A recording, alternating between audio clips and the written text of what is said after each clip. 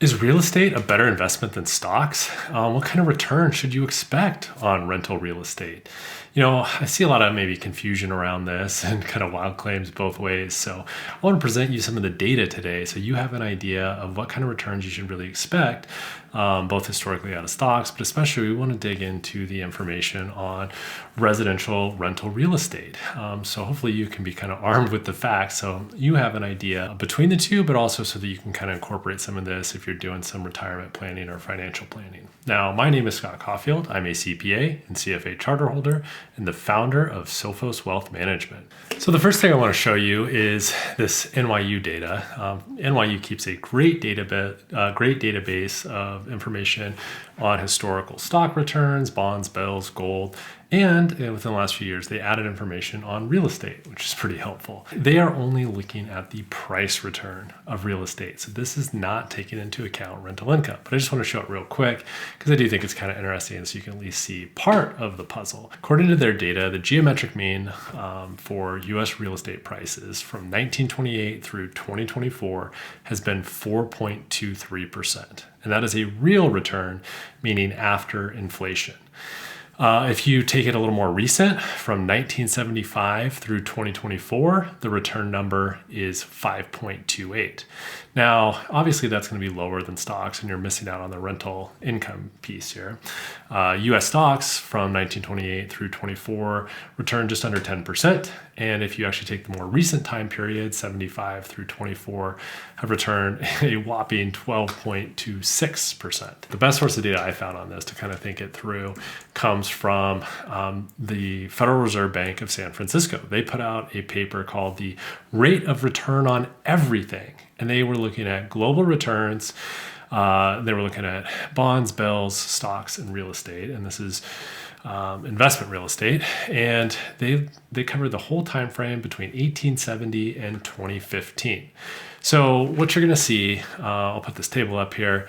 You want to focus on geometric mean. And as a quick aside, you think about what is geometric mean versus, say, just the mean return. So if I take 2 years and I take a portfolio, let's say $1 million, and it goes up 50%.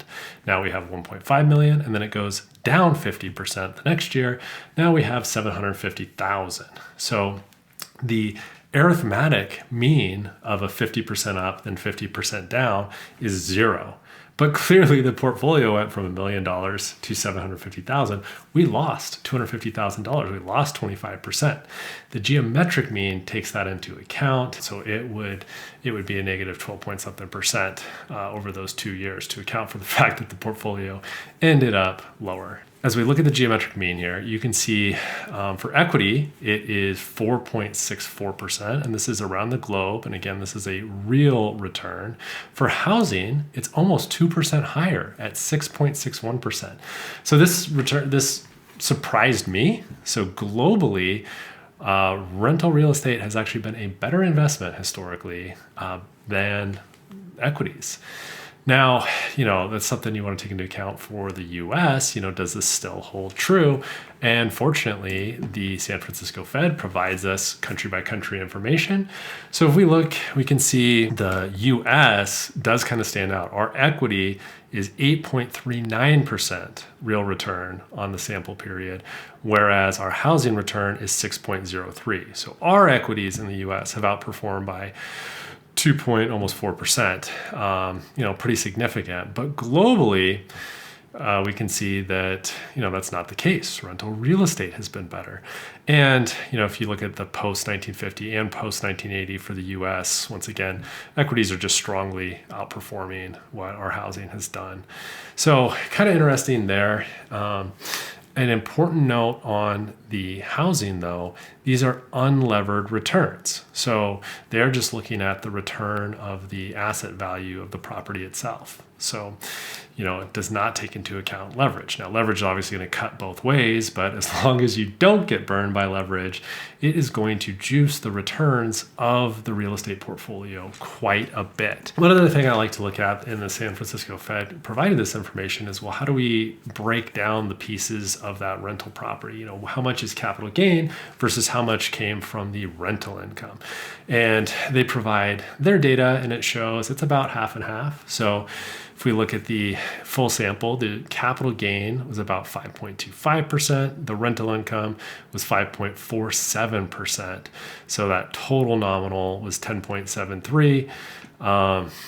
That's it's just good to know that we do have to take into account kind of both half and half. They also kind of break it down for equities. I personally think it's less important because we've kind of gone away from dividends to some extent, where more and more corporations are returning cash flow in the form of buybacks. So I just still think for real estate, kind of interesting to see there. The way I think about rental real estate versus, say, stocks, I tend to just think they're probably going to do similarly. In most of my planning and modeling, I kind of just think of that residential real estate investments as something that's going to perform like stocks. Think about the risk maybe somewhat similarly, although other data shows maybe there's slightly less risk, except for the leverage component. Your mileage may vary. Individual investments in real estate obviously are going to vary widely.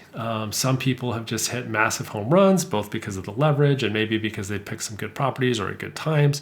But also, the same could be said of the stock market. If you didn't just buy an index fund, but instead knew some people that were buying just one stock or two or three stocks, an investment portfolio of just 1, 2, 3 things, you're going to get some that are going to be just massive winners and some losers. And if you were to actually go and do leverage, say options or go on margin, you would see some both crazy returns and some bankruptcies and failures. For planning purposes, I just like to think of them as being pretty similar. Obviously, we've seen globally, rental real estate has won in the past. Here in the US, equities have been the better deal. But I kind of call it somewhat of a wash when I think about my planning. So, be curious to hear any of your thoughts in the comments, any of your experiences with real estate versus equities. Appreciate if you'd share this with anyone you think would benefit, like the video, and subscribe to my channel. Thanks.